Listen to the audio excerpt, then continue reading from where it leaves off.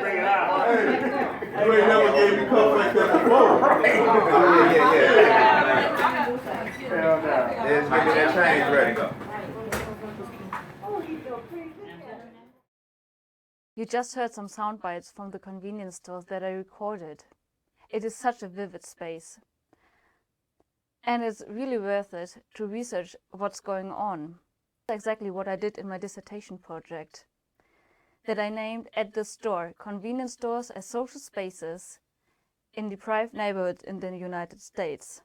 At the Store sounds too ghetto, said an interview partner when we discussed the title of the book. He was really concerned that I could reproduce a ghetto image and reproduce a stigmatization of his neighborhood and his store. But the people, they use this phrase at the store all the time, for instance, when they were on their phones with their friends and telling them where they are or where they want to meet. The neighborhoods where that particular stores are areas where social neglect, structural racism, and processes of ghettoization scar the landscape. Boarded up structures and a few remaining stores are visible signifiers of the decline.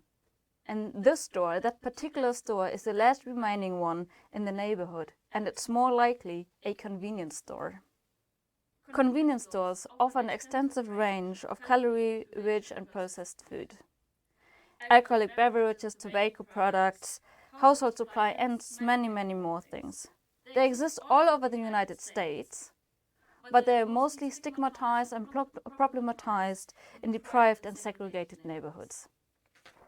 The overview on research on convenience stores highlights how little they are understood as social spaces.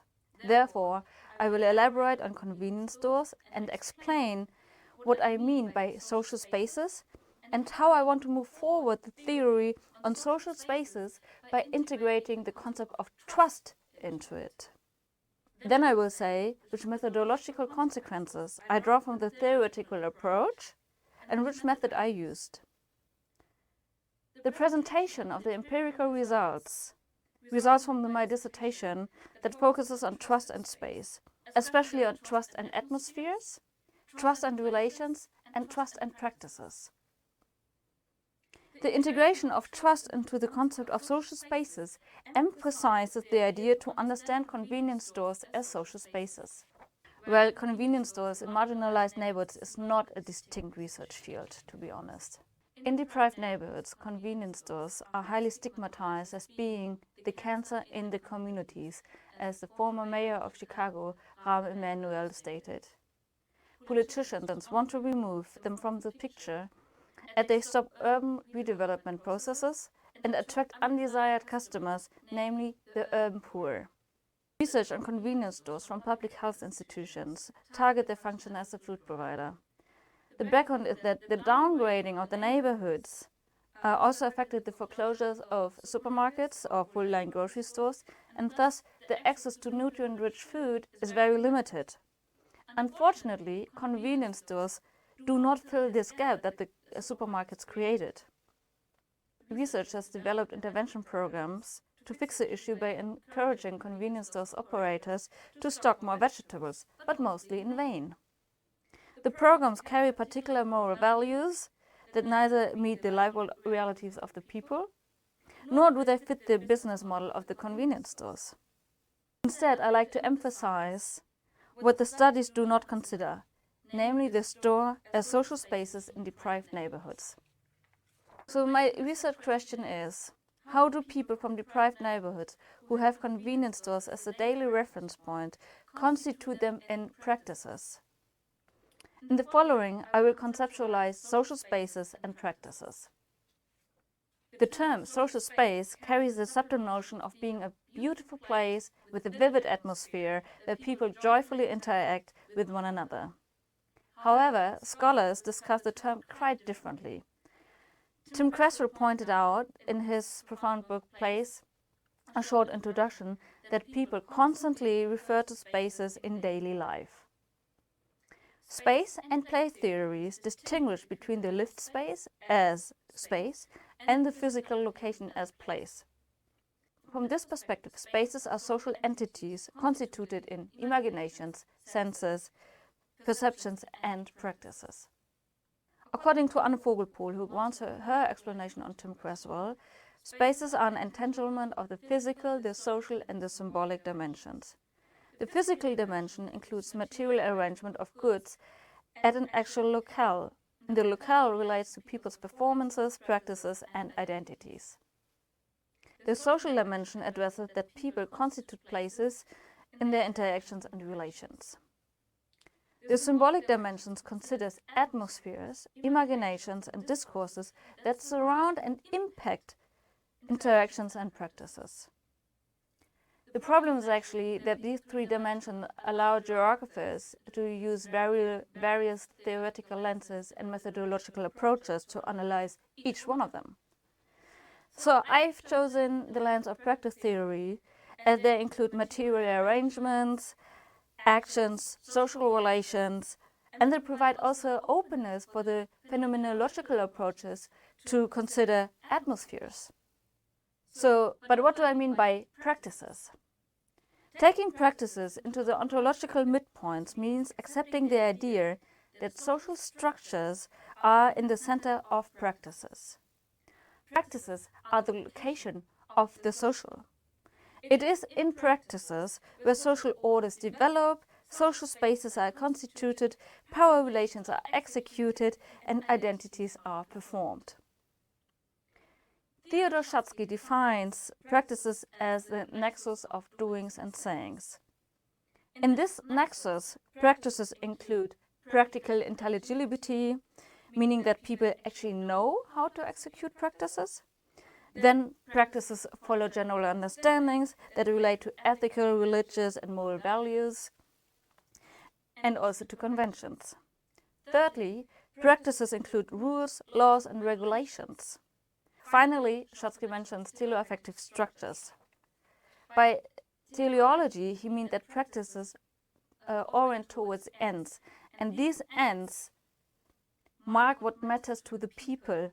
These ends can be emotions, desires, hopes, needs, whatever is important for the people to constitute or to execute practices. These four components relate to each other, and they include materiality, spaces, other people, and artifacts. Within practices, spaces carry a meaning that is constitutive for other practices and social orders.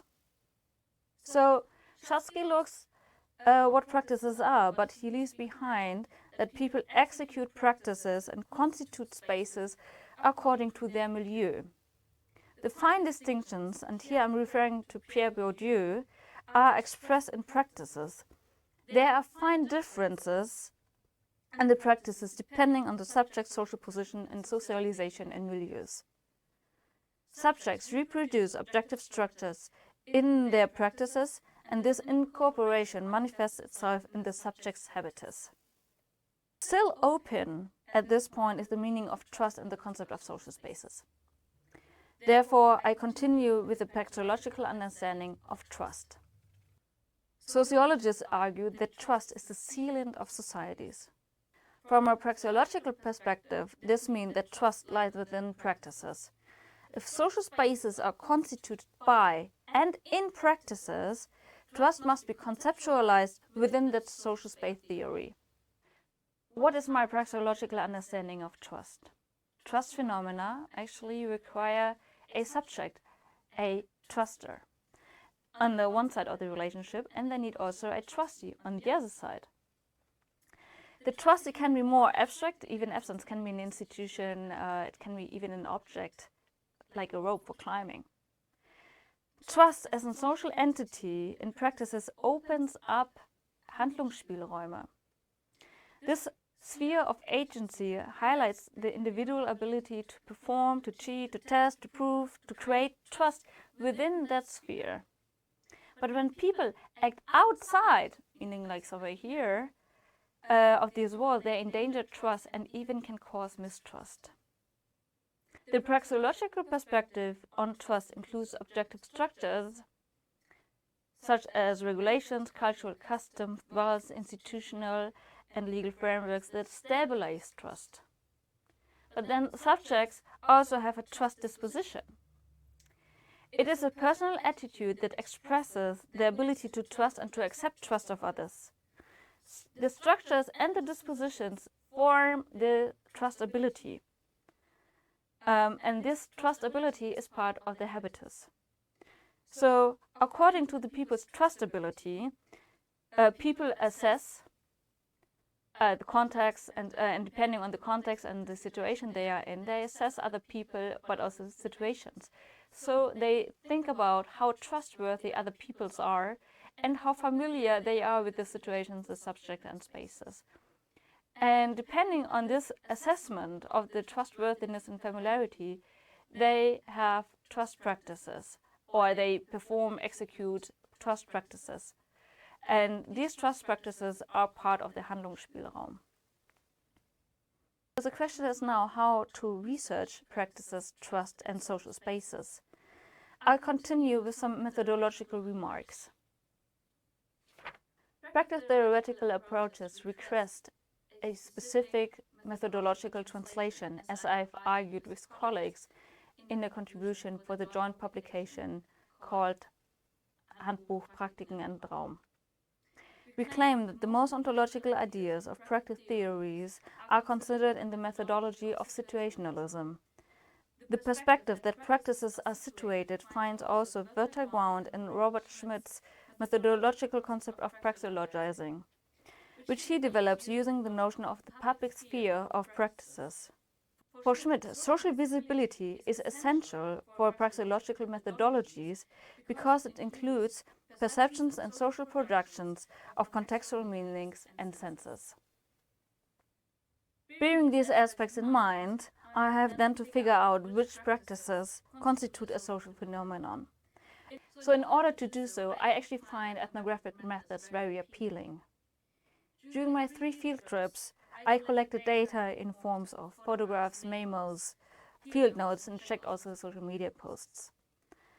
I researched 2 sites, one in Detroit and one in Chicago, and I interviewed 14 people, but around 40 people accompanied my work. One site where I conducted my research is Diamond Liquor. That is the last operating store in the Detroit neighborhood that I called Chrysler Heights. Dan from Iraq, he runs the store for over 30 years. And the store's parking lot actually functions as a gathering location for the people in the area. And the store in a Chicago neighborhood called Queen Square is Princely Liquor. It is run by the young Indian man Vijay and his Indian friends. He is running the store for 5 years, but the store existed previously.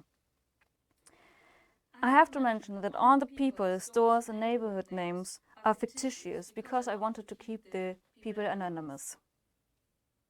For that reason, I cannot show you some maps of the locations, but I can show you some statistical characteristics of the neighborhoods. Both neighborhoods have a share of African Americans above 95%. Chrysler Heights as well as Queen Square face a population decline and high poverty rates. Queen Square poverty rate is increasing and now even higher than the citywide average. The household mean income of both neighborhoods is actually above the city level. The household's mean income did not grow to the same extent in the studied neighborhoods. The numbers shows that the socioeconomic disparity is increasing and the spatial fragmentation is an ongoing process. The decline is visible in Detroit with all the ruins that shape the landscape, and in Chicago with the numerous boarded up structures and the empty storefronts. Living in such circumstances and doing ordinary things like shopping in the convenience stores becomes challenging and impact people's confidence and ability to trust. In the following, I will provide examples that highlight how atmospheres affect people's daily practices, what kind of social distinctions exist among the clientele, and how security measures impact trust. The atmosphere of the constant threat of shootings affect the people's practices, as Millie's quotes highlights. She says, yeah, he didn't really have no fear, but now you kind of got a little fear because of the violence that's going on. You know, and they don't care. It could be 7 in the morning, it could be 2 in the evening, 3 in the evening. You know, when my son was probably, he's probably in 2nd grade, and you could let him walk to the school and back home, versus now, you don't trust things like it used to be during that time, you know. So it's been a figure from 20-something years ago up until now, and it's just not in this area, it's across 50 states at this point, you know, so you just have to, can't hide it. You got to go out here and circulate, even, you know, because you got to go to work, you got to go pay bills, you got to go to the grocery store, so you just try to be careful and act, like I say, keep God on your side. And ask him to cover you in his blood out here. As Millie said, an accident will cover you in blood out here. This phrase, out here, actually occurred in several interviews and marked the atmosphere of living in deprived neighborhoods. When we imagine a map of a city, out here would be somewhere in the outskirts where city services, social infrastructures, but also city authorities have not made their way yet. The people stuck in that neglected areas. The social environment is pervaded with social sorrows. The interviews likewise show a constant muddling through the daily life. So many interviewees mentioned experiences of domestic violence, and they saw killings of family members. 4 of my interview partners faced homelessness, and they are very close to become homeless again. 2 interviews have been involved in gangs, and their gang activities cause also their incarceration. Some interviews are unemployed, many work in dead-end jobs. A term to describe the people's daily practices is hustling, meaning to execute practices to make it from day to day and cope with the demand that life in precarity has on them. Some interviews use substances to numb their pain, and their neighbors watch how drugs become a problem for the social environment in the neighborhood. Hopes for social stability lies on those people who have regular jobs, who are active in the social and religious organizations, and transport the sense of social stability to their children and fellows.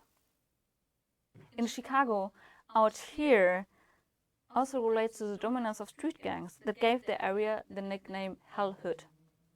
Since crime and gang turfs among hostile gangs regularly disrupt the public safety. Police officers labeled the location as a high narcotic area that legitimizes them to discipline and punish the urban poor. Consequently, the phrase out here to describe the neighborhood emphasizes that the area is detached from the urban and social landscape. In out here, the threat of shootings lowered the atmosphere of suspicion and mistrust, and where other rules apply than elsewhere. The threat of a shooting was very present in the research field. The people's stories, but also my observations, demonstrate how likely it is to get hit by a gun bullet. The multiple trauma the people have and the constant daily threats create a fearful atmosphere for many people. Chicago and Detroit both rank on the list of being a murder capital. As you can see on this graph, numbers of homicides and non-fatally shot people are very high. While Chicago has 12 to 14 people shot a day, people has a higher number of people per 100,000 people. Politicians, police, and also researchers want to fix it, and they are looking for the causes that might impact the high numbers of shootings. And convenience stores became a very convenient scapegoat. Quendel figured out for Chicago that it is 500 times more likely to get shot near to a convenience store than elsewhere in the neighborhood. The city authorities make stores accountable for the high level of violence and place them into charge to hire armed security personnel. And these security personnel also have to clear the sidewalks from people who would gather, stand there, or would loiter, which is not allowed. Otherwise, the store would receive a fine. But convenience stores occupy a symbolic meaning in the neighborhood that is similar to an ancient Greek agora, where many people meet with different purposes. It is also the location for the informal economy, such as drug dealing, peddling, and selling single cigarettes. It is a spot where people gather to demonstrate their social position and find recognition because they have no other spaces where they could do so. It was also the case that short people ran into the store to find a refuge, and they would get protection from their armed security personnel. During one incident in my research that actually involved 8 dead people within one day in the immediate neighborhood of the convenience stores, I also listened how the people shared information and discussed the tragic occurrence. The store turned into a kind of newsroom during that period. The area around convenience stores is also the site for memorials for those injured or killed in the shootings. People also leave empty bottles from the store to honor the person. And when the people are creating such memorial, they produce that atmosphere of insecurity that stems from the daily threat of shootings as they materialize their sorrows and anxieties in these memorials. Trust and its function and relations are the most dominant discussion in trust research. Residents pursue practices of social ordering where trust becomes important. I use statements that refer to the distinctions of social positions to think about the social order among the clientele. I wanted to visualize how shoppers in convenience stores execute social orders. Their self-organization illustrates how trust and mistrust are parts of social orders. At the x-axis, we have the lifestyle orientation that I borrowed from Anderson's book Code of the Street. On the one side, we have the people that are attracted to the street culture because they think the street culture has amenities to offer them that are important for them. On the other side, there are also people who try their best to keep up with the values of decency.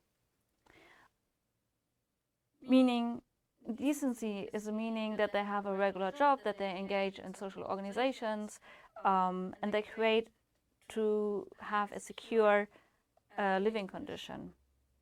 The y-axis refers to employment and income situation. I signed in 4 prototypes of the lowest and highest ranked social position on both orientations into these corners. The graph illustrates that the clientele is anything than homogeneous, and people trust and mistrust each other depending on their social position and relations to one another. I mapped my interviews into the structure of social ordering and signed in 2 social fields. Today I will consider the red field. These are the people in Detroit that gather in the parking lot. So the most people who gather in the parking lot are not in the street economy, but some are. But some others have very little means, while some have a regular job. For Dolores, who is up here, these people, as she would say, act ghetto, because they drink in public and hang out in the store. Eric, who is up here, also reject those people as they would do the butt-naked thing. Jeff, who has very little means and depends highly on the store to get by on the daily basis, also reject these people from the parking lot gatherings as they would make the store look bad. This field here in gray stands for those people who do not consider convenience stores as daily reference point. Those people have higher income and do not rely on convenience stores as a daily reference point. Another relationship where trust is very fragile is between the African American clientele and the immigrant store operators. I cannot go too much into detail, but various scholars and interviews have addressed the relationship as conflictual and described it as a culture clash, loaded with a lot of stereotypes. And these stereotypes can also end up in store boycotts or into conflicts within this fragile relationship. For instance, Jessica mentions sexual harassment by a clerk. And as Jessica mentions, Sexual harassment has the power to take the business down. To this day, conflicts between immigrant store operators and African American patrons mobilize social groups to protest and boycott stores. To this day, conflicts between immigrant store operators and African American clientele mobilize social groups to protest and boycott stores. The protesters are quick to accuse the immigrant store operators as perpetrators who would exploit the black community. In periods of civil unrest, immigrant stores are more likely to be looted than black-owned stores. This also happened to Prince Liquor last year during the George Floyd protests. So Vijay is not longer operating the store and he left the scene forever. Store operators respond to the atmosphere in the areas and they are very sensitive about the fragile relationship they have. But they do their business anyway in these areas that have a high risk for their businesses, but they also execute practices that materialize their mistrust and anxieties. Store operators constantly fear that they could become one day the target of a gunman. So media jump up on such incidences and increase even the sense of threat. In addition, store owners do not perceive the police as reliable and also lament about the little impact they have to decrease the violence. Consequently, store operators use measures of self-defense, such as bulletproof glass, in order to run their business. So they manifest their fear in this security measure that symbolizes a landscape of fear. But many customers are used to the bulletproof glass and do not question it any longer, as they understand that the public safety is not necessarily given.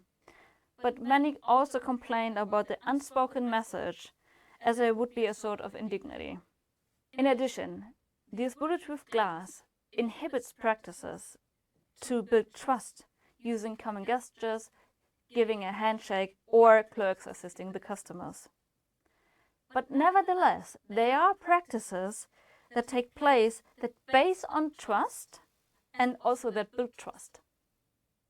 The store operators who care about their patrons receive a high social standing in the neighborhood. Dolores and Jeff are so trustworthy for Dan that he gives them loans or let them have a running tab. Dan has no guarantees that the borrowers will pay back their debts, but he relies on long-lasting relationships, and actually he knows most of his customers for many, many years. Customers respond positively when they have joyful interactions with the clerks and are not seen as troublemakers or even thefts. Little things like calling them by their names or similar polite niceties help to restore trust. Individual relationships can diminish the generalized accusations of exploitation. The customers welcome when the store operators support the community by financing social events or investing into some projects. But the African American clientele also appreciates it when they see African American clerks behind the counter. In stores where black people work in good positions, it helps to reduce the suspicion and it tightens the relationship of the black clientele to their store. And such practices increase familiarity, and this familiarity is a good base for trust. The conclusion addresses two major parts. One is the role of convenience stores in deprived neighborhoods, and the second is on the concept of social spaces, enriched with the theories of trust. Eric reflected very nicely on the meaning of store in the neighborhood. He said, liquor stores is a problem, and it's a solution, because there's no other resources in the neighborhood as far as therapy, counseling, etc. But the liquor store provide where you come in contact with individuals that have a life experience, and you share that with others, and they compare with what they're going through. Eric said, convenience stores provide solutions to people who lack access to resources. some of the people who live in severe poverty developed a system where the convenience store, the store operators, and other customers are essential for them to make ends meet. And these resources, advice, some cash, or whatever it is they need, are accessible for them where other resources and support systems are denied. And these people depend on trust for getting by. They have to appear trustworthy, otherwise their access is not given. From the empirical investigation of convenience stores as social spaces, I want to conclude with some theoretical remarks. The meaning of trust in the concept of social spaces is that trust, or better mistrust, can be materialized and fixed in objects as in bulletproof glass or in memorials. The presence of such materialization in combination with devastation in the neighborhood and the public presence of people in desperate living situations create an atmosphere of danger, fear, and mistrust. People constantly execute practices according to their social position. Since social positions are very divergent among the clientele, there exists also a lot of skepticism. Still, the people of the divergent groups cannot ignore each other. They are often relatives and neighbors, and so the social lines between the social groups are very slim in the residents' daily lives. For me, combining trust into the concept of social spaces means uncovering such relations of the components that constitute social spaces. The importance of convenience stores becomes apparent when we imagine that they would no longer exist. One interview partner once said to me, "When the liquor store is gone, the community is dead." Thank you very much for your attention. Please send me an email when you like to know more about my research project or you want to share your thoughts on my project. Thank you very much. Do you wanna go to the liquor store and get a 445 so we can get drunk? Wolfie shaking the drum, having some fun, baby, having some fun, dipping in the rock. Welcome party people, I'm so glad you're here. I wanna introduce you to my new beer. It's not Budweiser or